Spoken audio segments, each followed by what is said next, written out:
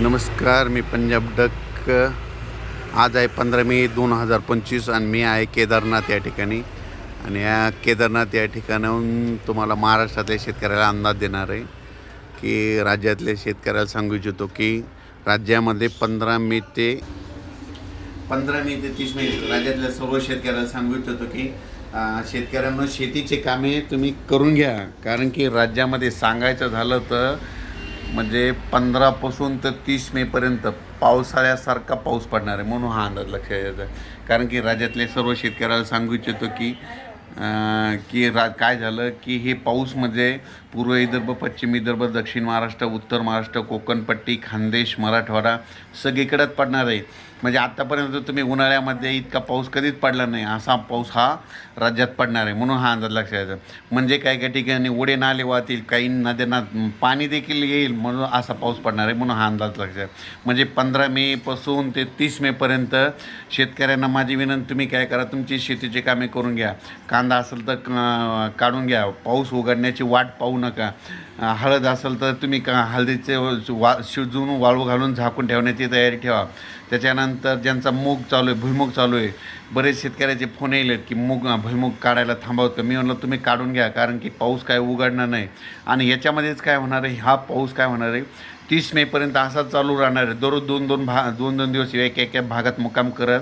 आणि 30 मे नंतर काय होईल, परत मान्सूनचा पाऊस येईल, 1 जून लगेच मान्सून याच्यामध्ये इन्व्हॉल्व्ह होऊन जाईल.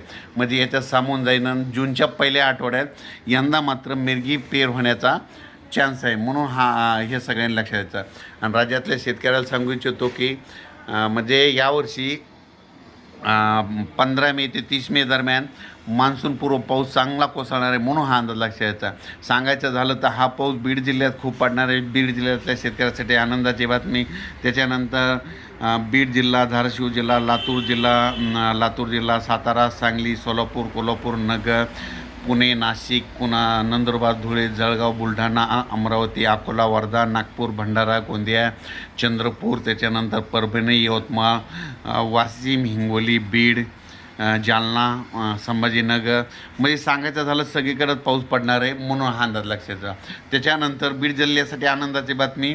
बीड जिल्ह्यामध्ये तुमच्या शेतकऱ्याचे फोन आले, आमच्या ऊसाला पाणी कमी पडायले, तर त्यांच्यासाठी आनंदाची बातमी. म्हणजे समजा तुम्हाला उदाहरण एखाद्या गावाचं नाव सांगतो. समजा एखादं बीड धरा. जर बीड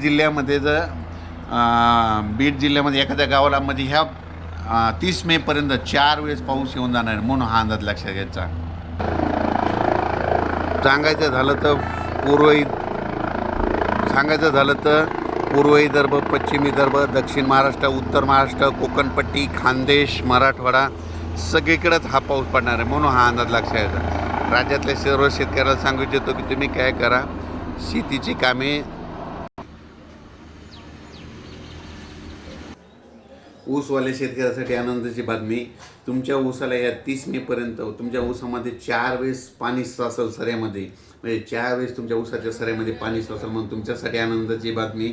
ज्यांचा म्हणजे खास करून ज्यांचा ऊस असेल तर तेव्हा सांगतो की तुम्ही नांगरून खतं देऊन घ्या, कारण की पावसाळ्यासारखा पाऊस पडणार आहे, म्हणून हा अंदाज लक्षात यायचा.